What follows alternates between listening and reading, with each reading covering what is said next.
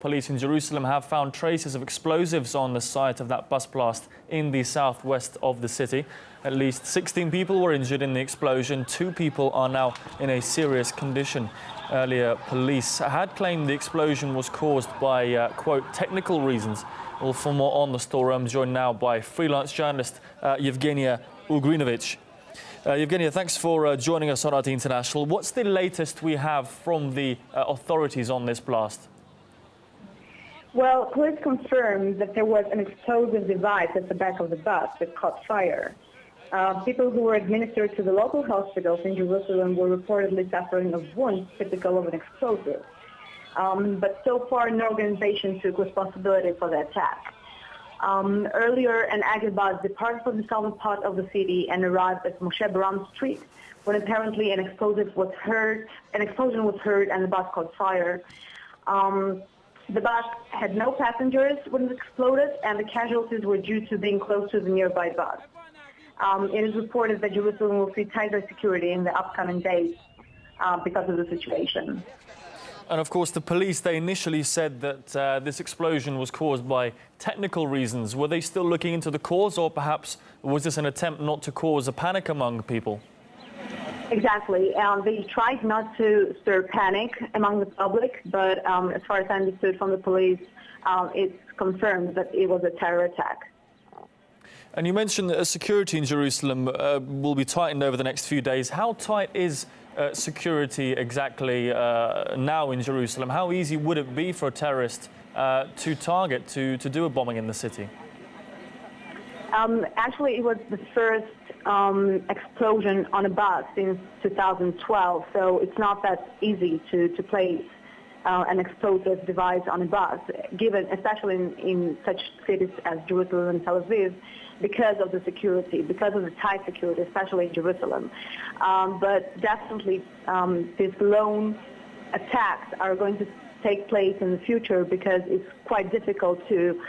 It's one thing to try and stop a terrorist organization that is trying to do such things, but it's quite difficult to trace and find these lone wolves who are trying to commit suicide or terrorist attacks against Israeli civilians.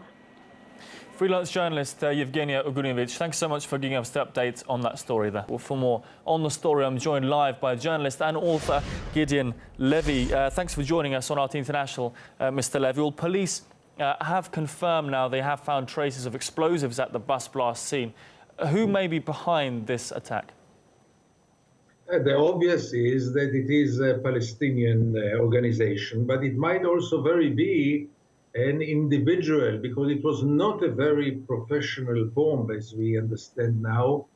And it might be a continuance of this individual uprising, the individual intifada, third intifada, so to call, which was all based on individuals who took their destiny and took knives and scissors.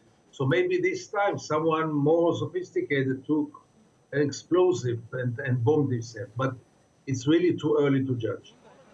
And attacks on Israeli buses in particular, they've been rare in recent years, haven't they? Could we now see more of such attacks? This is the first one since 2012, I believe. Right, this was the symbol of the second intifada, and it did not bring much of a success to the Palestinians, obviously also not for the Israelis. It was very bloody, very cruel, and led to nowhere. If the Palestinians are getting back to this weapon, it shows only one thing: how desperate they are and how weak they are in a way, because again, this is the weapon of the weak one. And violence between Israelis and Palestinians has abated recently, hasn't it? The Benjamin Netanyahu, who said there's a significant decline in stabbing attacks. Are we in, as you warn there, perhaps for another vicious cycle of violence? Is this a symbol of things to come? It might be, but in any case, if someone thinks that this intifada will calm down by itself and we'll get now a few years of peaceful relationship and prosperity, is totally disconnected from reality. As long as this brutal occupation continues, the resistance will continue. This was the case in all former cases in history, and this will be the case here. It will just change pace.